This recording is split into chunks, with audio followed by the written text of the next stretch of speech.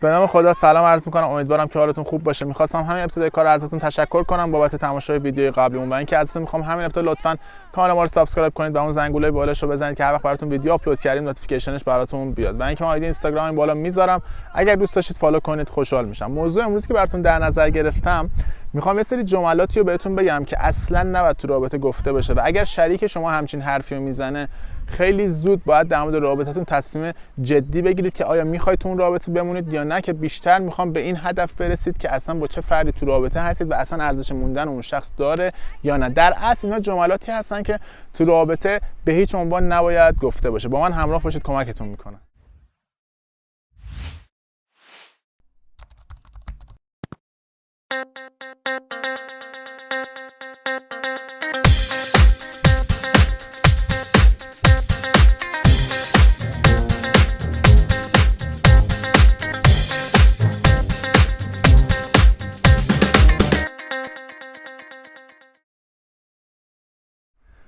شماره یک، این که شخص مقابل میاد میگه که دیگه برای من جذاب نیستی، یا اینکه اصلا تو جذاب نیستی، تو اون زیبایی که من میخوام و نداری.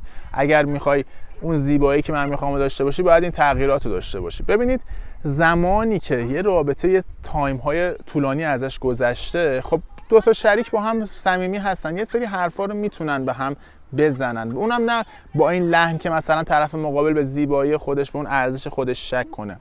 این قضیهش فرق داره. اما اینکه یک نفر میاد میگه تو باید این کارو بکنی، تو دیگه برای من جذاب نیستی، حتما باید این تغییرات انجام بده که برای من زیبا بشی، این نشون میده که اون شخص میخواد شما رو تغییر بده به اون چیزی که خودش میخواد، در صورتی که حتی تضمینی هم نیست که اگر این تغییر انجام بشه بعداً همون دوست داشتنه باشه. این که از جملات سمیه است که خودتون هم نباید به شخص مقابل بگید. به هر حال هر کس ظاهر خودش براش مهم هست، ظاهر خودش رو دوست داره، پس مواظب باشیم از لحاظ ظاهری کسی رو که باهاش تو رابطه هستیم جذابیتش رو پایین نیاریم. شماره دو، یکی از معروف‌ترین جملات سمی هست که من یکی دو بار قبلا در موردش صحبت کردم. به عنوان مثال، شما شریکتون خطایی میکنه و شما ناراحت میشی و به روش هم میاری. میگه که تو زیادی حساسی، چرا قضیه رو بزرگ میکنه، اصلا چیزی نبوده، تو خیلی حساس هستی و از اینجور حرفا که در اصل توپو میندازه تو زمین شما. اینو خارجه بهش میگن گسلایتینگ، همون جمله معروفی که من در موردش چندین بار صحبت کردم. این که خودشون خطا رو میکنن اما یک جوری با شما برخورد میکنن که در اصل شما به خودت و اون حرفی که زدی و کاری که اونو کردن شک داری، میگه نه واقعا شاید این کار بدی نبوده، در صورتی که هم خودت هم جامعه اون کارو خط قرمز میدونسته. مثلا اینکه شخصی پیش شما با یه خانم، مثلا آقایی هست با شما تو رابطه است، پیش خانم با خانمای دیگه داره گرم میگیره پیش شما، یا زیاد از حد داره حرف میزنه و متوجه میشه، خب این اصلا خط قرمز تو همه رابطه ها. وقتی این حرفو میزنه که میگه تو حساسی، الان این چیزا دیگه عادیه، در اصل داره توپو میندازه تو زمین شما که چیکار کنه، قضیه رو بگیره تو دست خودش. این یکی از جملات سمی هست که هر وقت شنیدید مواظب باشید که اصلا اون شخص ارزش ادامه دادن داره یا نه. راجع به این قضیه خیلی فکر کنید. شماره 3، یکی از معروف ترین جملات هست که میگه اگر منو دوست داری پس باید فلان کارو برام بکنی، مخصوصا کارهایی که خط قرمز هست. حالا چه کارهایی که مربوط به رابطه جنسی میشه، مثلا خیلی ها هستن که حالا میخوان سوء استفاده های جنسی از شما بکنن، که میان میگه اگه منو دوست داری پس بذار این کارو تجربه کنیم، بذار این کارو با هم بکنیم. این دقیقاً همون حرفی هست که میخواد شما رو عروسک خیمه شب بازی خودش بکنه و در اصل دنبال سوء استفاده است، که خودتون خیلی مثال ها رو مطمئنم میدونید که طرف میگه اگه منو دوست داری پس بیا فلان کارو کن، بعد فلان کارش چیه؟ یه کاری که اصلا شما باهاش راحت نیستی و خط قرمزته. که حالا من مثال رابطه جنسی رو زدم که خیلی میگه اگه منو دوست داری بیا من این کارو بکن، که در اصل این شما باید تو جواب بگی اگه تو منو دوست داری پس این کارو نکن. پس این جملاتی که اگر منو دوست داری فلان کارو بکن، یکی از جملاتی هست که اصلا نباید تو رابطه گفته بشه. مورد بعدی که اصلا تو هر رابطه، حتی رابطه اجتماعی با دوستاتون باید رعایت بشه، فحش دادن هست، حرفای زشت زدن. ببینید، یه زمان پیش میاد شما با یه نفر خیلی صمیمی، خب بعضی وقت به عنوان شوخی این حرفا رو با هم میزنید دیگه، حالا حتی شده فحش هم ممکنه به هم دیگه بدید و توی هر رابطه، حتی روابط دوستاتون هم ممکنه باشه. اما یه زمان هست که بددهنه با شما، یعنی اصلا بحث شوخی نیست و بیشتر اون حمله یه طرف است. وقتی یه نفر زیادی بی‌ادبی میکنه، زیادی الفاظ زشت به کار میبره، زیادی فحش میده، این اصلا خط قرمز هر رابطه‌ای هست. و اگر تو همچین رابطه‌ای هستین خیلی الان باید از اینجا باید با وسواس بیشتری به قضیه نگاه کنید که اصلا میخواید با اون شخص ادامه بدید یا نه، چون یکی از جملات ممنوعه همه روابط هست، مگر اینکه گفتم انقدر با هم صمیمیان بعضیا خب شوخیایی با هم دارن، اما وقتی قضیه حمله یه طرف است، مدام طرف سر هر مسئله فحش میده، بی‌ادبی میکنه، این باید براتون نشونه خیلی مهمی باشه که اون شخص ممکنه اون شخص مقابل نیمه گم شده شما نباشه.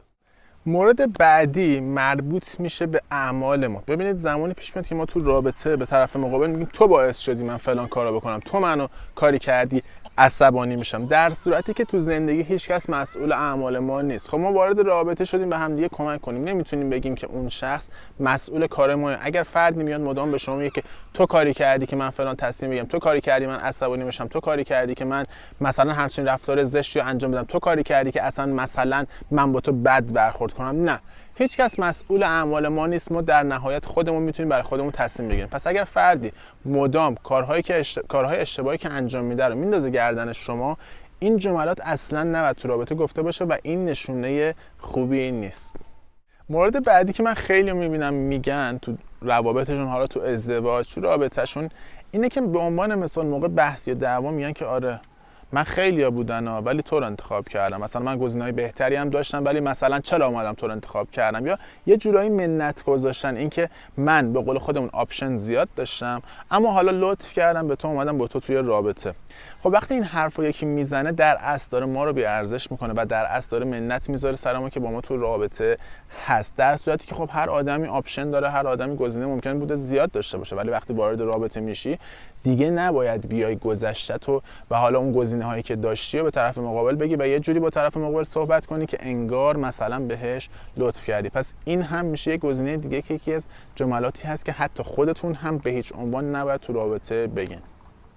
جمله ممنوعه بعدی در مورد روابط قبلی هست. زمانی که ما با یه نفر وارد رابطه هستیم و بحثی، دعوایی، هر چیزی، اصلا صحبت عادی پیش میاد، نیاییم بگیم شخص قبلی که من باهاش تو رابطه بودم مثلا فلان کارو می‌کرد، تو چرا این کارو نمی‌کنی. این دقیقاً یکی از حرکات و حرفایی هست که رابطتون رو از بین میبره. حتی خودتون هم مواظب باشید نگید. فرد مقابل هم این حرفو زد، محکم باهاش برخورد کنید، حتی تا جایی پیش برید که ممکنه اصلا رابطتون رو باهاش تموم کنید. اصلا دلیل نداره که ما بیایم بگیم طرف قبلی من مثلا فلان کارو میکرد، تو چرا این کارو نمیکنی، یا طرف قبلی من این ویژگی ها رو داشت، تو چرا نداری. خب اگر داشت میتونستی با همون بمونی، اصلا چرا اومدی با من وارد رابطه شدی. پس سر این جملات وسواس زیادی داشته باشید، حساسیت زیادی به خرج بدید که به راحتی خودتون و اون روان و آرامشتون رو از دست ندین. جمله صمیمی بعدی، ببینید در مورد فرهنگ و نوع خانواده شخص مقابل هست که ما بعضی اوقات میگیم. خب ما وقتی وارد رابطه میشیم، قبل از اینکه رابطه‌مون رو جدی کنیم مسلماً در مورد اون شخص، خانواده‌اش، فرهنگش خیلی چیزا رو میدونیم. اما این که بیایم توی رابطه بحثی پیش میاد، داستانی پیش میاد، بیایم به خانواده شخص، مثلا به فرهنگ شخص، به شهر شخص، اصلا به حتی نوع صحبت کردن شخص توهین کنیم، یا مثلا بگیم آره شما که اینجوری هستید، یا مثلا شما مثلا سطح پایین‌تری دارید، یا از اینجور حرفا، این هم یک جمله ممنوعه است که به هیچ عنوان نباید تو رابطه گفته بشه. پس مواظب باشیم که هیچ وقت این حرفا رو تو رابطه نزنیم. گزینه آخر حرفایی هست که طرف مقابل تو حالت عادی میزنه یا تو بحث چیزی و کم کم شما رو به اون باوره میرسونه. به عنوان مثالی که حرفایی که خیلی‌ها میزنن که به شخص مقابل میگن تو دیوونه ای بابا، تو چرا این حرفا رو میزنی، تو چرا این کارو میکنی، یا مثلا تو عاقل نیستی. از این حرفایی که میزنن و بعد از مدتی شخص واقعا باور میکنه دیوونه است. اگر حساسیتی داره، اگر جایی مثلا نظری میده، اگر مثلا هدفی داره، به عنوان مثال میخواد یه شغلی رو ادامه بده، طرف مقابل میگه تو دیوونه ای بابا، تو که اصلا کاری از دستت بر نمیاد، تو که اصلا تواناییشو نداری، این حرفا رو میزنه. کم کم طرف مقابل به اون باوره میرسه که آره یا من توانایی رو ندارم یا من دیوونم. خب وقتی این حرفو یکی مدام ما بزنه، مخصوصا کسی که ما فکر میکنیم ما رو دوست داره و با ما تو رابطه هست، ما کم کم به این باور میرسیم که آره ما یا دیوونه ایم یا اون توانایی رو نداریم و همین باعث میشه که اون رابطه رو چیکار کنیم، به راحتی ادامه بدیم، با این دلیل که اون شخص راضی بمونه و خودمون از درون داریم خورد میشه. پس این هم یک جمله ممنوعه دیگه است که شما هم نباید به طرف مقابلتون بگین. در آخرم می‌خواستم ازتون تشکر کنم بابت تماشای ویدیو. امیدوارم که این ویدیو هم بهتون کمک کرده باشه. اگر نظری، حرفی دارید حتما برام بنویسید، لایک و کامنت یادتون نره. مواظب خودتون باشین. دوستتون دارم. خدا نگهدار.